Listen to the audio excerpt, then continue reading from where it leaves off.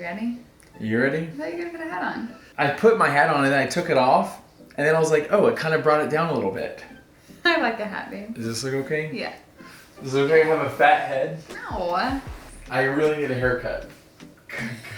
Well, babe, look at that. Can they see this? Because it makes me look like I have a fat. Look how it. I look like I have a mushroom head. No, you don't. Yes, I do. Look how Well, hello, you guys. Welcome back to our channel. Welcome back to the channel, everyone. Tori is going to share a story today. Welcome to Tori's story. Tori's story. It Yeah. works. I do have a funny, anecdote about this story at the end, but I'm going to try to just let her share. And me, obviously I don't want to make this about me because she's sharing from her testimony, her life, her experience. But stay tuned because there's something in there that was really impactful to me. Well, he was kind of around for the later half of this story, but just to give a little preface, I was doing one of those ask me things on Instagram, and someone asked me if I ever worked in corporate America and if I graduated college and all these things. And so I just wanted to share that story. A lot of y'all wanted to hear it, and it's not something that I ever thought that I would open up about on the internet. But my hope is that through the story, you're encouraged in some way, no matter what you're walking through in life. Start at the beginning. I just imagined a harp. So fun fact, if you didn't know this already, back in 2014, 2015, I was Miss Florida. I was on this big school tour. I thought that I had my life kind of together. I thought I'd go back to college and then I'd get the perfect job, and because of my resume, everything would just work out so smoothly, and then I'd climb the corporate ladder and make a lot of money and all of this stuff. That was my thought process. And so really what was happening was, in those years there were so many things internally falling apart in my life, and so I really hid behind a lot of my accomplishments, where a lot of people from the outside were like, oh, she's Miss Florida, she has it all together, all of this stuff. But internally that was not the case whatsoever. I went back to college. I had taken my senior year off to do the school tour and my responsibilities as Miss Florida. And so when I went back, a lot of my friends that I had made in college, they'd already graduated. And so it really was one of the most isolating years of my life when I look back at it. There was so much that happened that brought me closer to the Lord, and it really was when I started getting more strategic about my prayer life. And what's so interesting about it all was right towards the end of college, when it's time to apply for all of the jobs and everything else, and I had a lot of different job opportunities in front of me. I don't know why I wasn't more specific in my prayer life. I feel like I got the first opportunity, and because I had friends that worked there, I just thought, oh, that's the city I want to be in. I thought the position was something that it ultimately wasn't, and so I just took it and I just went. And honestly, there was no prayer behind it. I had no confirmation from God about it. I just knew that I liked the area and I knew people in Tampa and I wanted to be there. But when it came to my actual job and what I was going to be doing every day, that I had no confirmation about whatsoever. And I really took it out of a place of desperation and thinking that I needed to do this. I needed to have the job lined up, because if you're watching this and you're in college, I really do think there is so much pressure, especially on seniors in college, to have your full life figured out by that last semester and have the perfect job lined up and everything else. And I feel like I got sucked into that pressure. And so the job I thought I was taking was very different than the job that it actually was. And it's funny because I'm such a happy person. I feel like I can kind of put on a front of everything is okay and I am happy and everything's going great, when really it wasn't. There was a season I was working remotely. I'm not going to give a lot of detail just about who I was working for and what exactly I was doing, because I just don't think that it's necessary. But because I was working remotely, living alone, and what I was doing was really heavy. There was a lot of heaviness inside of that role. A lot of really hard stories and really hard days that I was having to... Health stuff. Yeah, health stuff. Just, it was a lot. And there was also a lot going on in my family life at the same time. And I'm super thankful that in that season I had like a thriving church and a good, really good church community. But because I had like such an amazing like ministry side in that season of life, it really like showed me how different I was between like my Sunday Tori self and then like my Monday through Friday Tori self. I didn't want to get out of bed in the morning. I ended up buying a dog. If y'all have been here since Lily Mae the puppy, y'all are like the real OGs, because Lily was here before the YouTube channel, and now she lives on a farm with my nanny. That's a whole nother story for another day. But I just felt like it was the closest I ever got to being depressed and just not knowing it. Like, I didn't know until after I was out of that season, looking back, where I was like, that's what depression looks like, when you don't want to get out of bed every day, when you're not working with excellence. And I truly look back and I believe that your character should match the call on your life. And it was a huge eye-opening experience for me, because my character did not match the call. I was not doing a good job. I didn't care about my role when I was doing, like, this is just full-blown, here it is, y'all. I praise the Lord for his redemption and his grace, because who I was then, I don't even like recognize. That I remember having to do like expense reports at the end of the month and doing all this stuff. And I just like would put TV on and play with my dog and do it. And I'm like, in work hours, you know, and I just don't feel like I was working with excellence whatsoever. And I would take off as many days as I could take off. And Chad and I were actually talking for a little bit of that season, and that was like the highlight of that season. But I just remember it was super, super hard. So I took a couple days off to go to a church conference with my church at the time, because I was heavily involved in our women's ministry. I just remember ending up in this room, a breakout session with all of these women, and I'm pretty sure I was the only woman in the room that wasn't a pastor's wife. And I just remember writing in this question. I'm like, how do you make the switch from corporate America to ministry? And for me, I'm not married to a pastor, so like the whole pastor's wife thing isn't going for me. I am at a very small church and they don't have staff opportunities at the time, and I felt really like called that was the church I was supposed to be a part of. And I was just like, I don't really see how ministry could be a part of my life in a way that it like sustains my life and pays my bills. That the panel answered, and I just feel like it was very much like, we need people in corporate America to continue, you know, funding the ministries. I was still wrestling with it. I didn't really feel peace. I go into the next session and they have worship at the end. And I remember them saying, if anybody needs prayer, you know, come up and we have a prayer team available for you. And I went up to this older woman, and it was the first time that I admitted to someone that I wasn't happy. And it was almost like I had to admit to someone who didn't know me and was not in my circle and had no idea what was going on in my life. And I was like, I'm genuinely so miserable, but I'm so attached to like the money. And I feel like, you know, if I keep hitting this and doing that, then I'll get a promotion or I'll get a raise, etc. And so literally all it was for me was money. Like, that was the only thing keeping me at that job. Looking back too, it was like, I think my boss knew I wasn't happy. She had called me into our office and asked me point blank, like, Tori, you're such a happy person, but like, are you actually happy? And I didn't have the courage to say, no, I'm not happy. So then I get in the car after the worship session. I'm like driving home with this woman, and she asked me, because I kind of told her what had happened that day.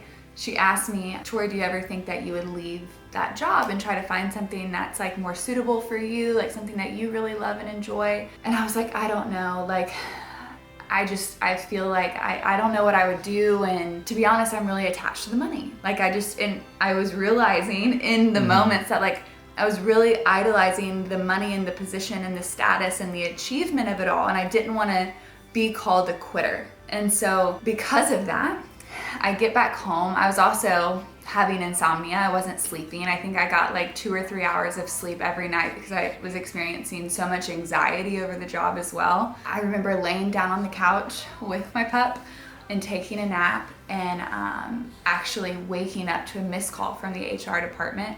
I remember picking up the phone call, and there was something that happened, and I'm not sure if I'm like allowed to even like say all that because legally I'm not sure, so I'm not going to, but there was something that had happened out of truly my mistake. I made a mistake, and they were like, it's grounds for immediate termination.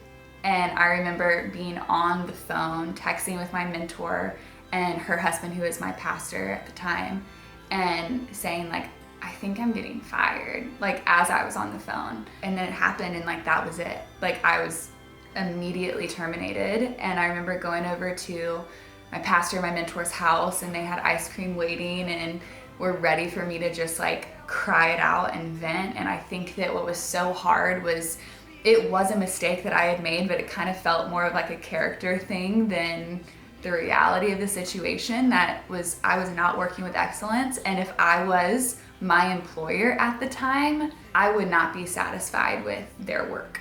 I just remember praying with them that night, and something just like breaking in me, and me just like realizing my part of it, and realizing like, wow, I really idolized something, and I really like made some decisions out of desperation, and like, man, character wise, like I was not a good worker, and I was not putting my best foot forward, and I wasn't also being honest with myself that I wasn't happy, and like truly like going to God about it and asking him what I should do. God just took it from me. He was like, this is not it, my friend. And I was talking to my mentor, and they prayed over me, and I remember going home and just like crying in the fetal position in the shower, just like, I could not believe this happened. Like, because it really did feel like such, like rejection can feel like a kick to your ego, let's be honest. I really felt down because of that, but then I just remember crying out to God for forgiveness for not working with excellence, forgiveness for not remembering that ultimately no matter what I do, he is my boss, and I should work like he is my boss.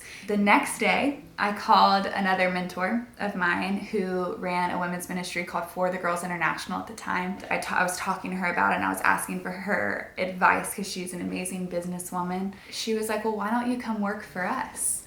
And I was like, what do you mean? Is that an option? And literally, you guys, within 24 hours, less than 24 hours, it was at like 4 p.m. when I got the call. This is like 11 a.m. the next morning, and I'm talking to my mentor, and she was like, I know you love social media, you're good at communication, like blah, blah, blah. Why don't you come on and take on like our email marketing and help us plan our events and do our social media and stuff? And I was like, are you kidding me? And y'all, it was a fourth of the pay, that I was 4 times happier because I felt like I was walking in something that God actually like had my heart aligned with the mission for. Really, I share all that to say, like, and this is a cliche line, but like sometimes rejection really is just God's redirection. And I look back at that time, and I remember waking up the next morning and feeling, even before that call with my mentor, like a weight had been lifted off. Like I didn't know what I was gonna do yet, but I knew that I never had to do what I was doing before again. And like there was just something like lifted off of me. Just the way God has like orchestrated all of that since has been so incredibly amazing. Just like, and in that season, y'all, when I worked for the ministry, I had to work 4 jobs just to like make ends meet. So I worked for the ministry, I worked at my Uncle Bob, he's a chiropractor, good family friend. I worked at the chiropractor's office filing paperwork. I taught I was nannying and babysitting, and I was teaching dance classes, and I was still barely making my bills. But I was genuinely filled with so much more joy, and walking through that and figuring all that out like developed so much more like character in me. And I feel like God really did like a work in my heart in that season. And so your girl got fired, which was a hard thing. Yeah, I'm so always impressed with how open you are about it, because I know a lot of us don't like to share like negative things unless they have like a silver lining, or it's like, oh no, you can't fire me because I quit, you know, type feel. But I remember when you told me that, I was like, oh wow, she admitted that. And not that it's the end of the world for anybody, but still it takes a really humble heart to admit where you've done something wrong and you need to turn and do something better. I took a few notes, but the little funny little story inside of all that was that actually I'll tie it into one of the notes. So Okay. I have 4 notes. I'm so sorry. Okay. Something that really stood out to me was that your character out of work should parallel your character inside of work and vice versa, where it made me think of a quote that I've heard, but I slightly changed it, which is a person's character is not for what they do from 9 to 5, but also for what they do from 5 to 9. Yeah. And so obviously that just means that your character is everything you do, Yeah. not just your great philanthropy Yeah. or your bougie job that's really, really cool. Yeah. It's like it's all encompassing. That whole like, who are you when no one's looking? Yeah, and it's like, I mean, this is a weird analogy, but imagine you have like a beautiful boat, like a really, really nice boat, and the front of it is just gorgeous. You have the nice cushions, you have a hammock for people to lay out in, you have fishing poles, you have all that stuff out, but in the back of the boat, there's a couple holes. That boat's sinking. I'm sorry. It's like, and so you can't just have like half of a nice boat and then the other half not nice because it'll sink the ship. The second thing that really stood out to me in what you said was that how you can be experiencing issues, say with mental health or whatever that may be, and you don't even know it. Yeah. I think that can be a flag. We're not trying to self-diagnose anyone, right? Yeah. So don't hear me say that and be like, oh, I'm depressed. Like, Yeah. no, it's just one of those things that I think it's, if your arm is broken, because, you ever seen the Harry Potter with the arm? Yeah. But when it comes to things of the heart or things of the brain, I think it can be harder to know what's going on. And that's why we're always advocates for check-ins with mentors, pastors, leaders, counselors, teachers, whoever. Go check in with people just to kind of see how you're doing. The third thing is you mentioned a few times that all you cared about was money. And like, yes, but I also think there's something underneath that, which was security. What does that money mean to you? Yeah. And it was control. It was security. It would mean like no issues. You control your life. You get to dictate what you want to do. And so as you guys are processing whatever you're going through in life, always ask yourself what's underneath the thing. Because there's always something underneath it. And so with you, yes, money, but money was like the tool. Yeah. For your security and control. Yeah. And I feel like an identity thing, because I wanted to feel like I could take care of myself. Yeah. Because I had been taken care of for so long that I wanted to like prove that I could take care of myself. Yeah, and then the last thing is the whole idea of like rejection never tastes so sweet. Tori always says that sometimes rejection is just God's redirection, and I love that. And even to the point of my many friend zones with her, I could have really taken them personally. I could have just deleted her number from my phone and just moved on with my life. And because remember, from the time we first started seeing each other to the time we actually got married, how many years is that? We met in 2014. We got married in 2019. So it's 5 years different. So I mean, there's a lot of life there. And I lived in different countries, I lived all over the United States. And so it's not like we were just next door neighbors and we just got reconnected. We never had proximity going for us. Yeah. But it was one of those things where I remember whenever she was going through her initial hardships when we first met, and I thought to myself, like, oh my gosh, like, look at how she handles this incredibly difficult circumstance. Like, I'm talking as much stuff as you can go through without dying, is like, it was going on in her life. And I was like, wow, she handles this really well. And that's like a green flag for me, is because whenever I saw her going through those things, it made me even kind of want her more, because I knew that if this is how she would respond to life's hardest situations, then I'm like, okay, well, imagine how she'll handle life's best situations, right? And I know that I'm getting off on a tangent on that specifically, but what I mean is that she still had stuff going on, and if we actually did get together, it probably wouldn't have worked out. And so that rejection actually ended up being a great thing. Yeah. And so I think what I hope is this will help you establish a healthy relationship with rejection. It feels like what she said, it feels like such an attack on your pride. And honestly, we shouldn't have pride. Yeah. Like, if we should learn to take these things and be like, okay, well, what is God teaching me in this moment? Is God revealing that this is not the right person for me to pursue or be with? Or is this not the right career? Or is it God revealing that I was actually not being excellent in my willingness to work? And God is revealing that to me through that form of rejection or firing. And so more of the story is that we can look at life's hardest problems and not just always try to paint them in a silver lining, because some things are just really difficult and we don't know how to respond to. Yeah. But there are a lot of situations where we can do our best to keep God's perspective at the forefront of our brain and not receive it as such a personal attack on our identity where it cuts us to the core and we don't know how to operate then after. Yeah. But instead we can press further into him and try to sort out where it is he wants us to go or what it is he wants us to do. Yeah. And for me, I think that's helped a lot. And I feel like with you, after experiencing that, you immediately got put into a position that was a fifth of the pay, but you're so much happier doing the work that God had put on your heart. Yeah. I still feel like God had to kick her out of the other job. That's me personally. Well, it's just like when I look back at it, it was like I was gripping it so tight and God was asking me to let it go. And I was being disobedient. Like I should have let that job go months prior. But I was walking in disobedience. And I always say delayed obedience is still disobedience. Like when you know what God wants you to do and you're not doing it, disobedience. And I love saying like God's love language is obedience. And when we walk in obedience in accordance to what he's calling us to do, like it is always for our benefit, always for our good. And so had I obeyed months prior and had a conversation with my boss and walked away, it would have been a much easier transition than what I had to go through. But I still look back at it and I'm still thankful for it because it's like looking back at bad breakups. It's like, man, I wish I wouldn't have gone through it. I wish I would have listened to my mentor who said to end it way before I did.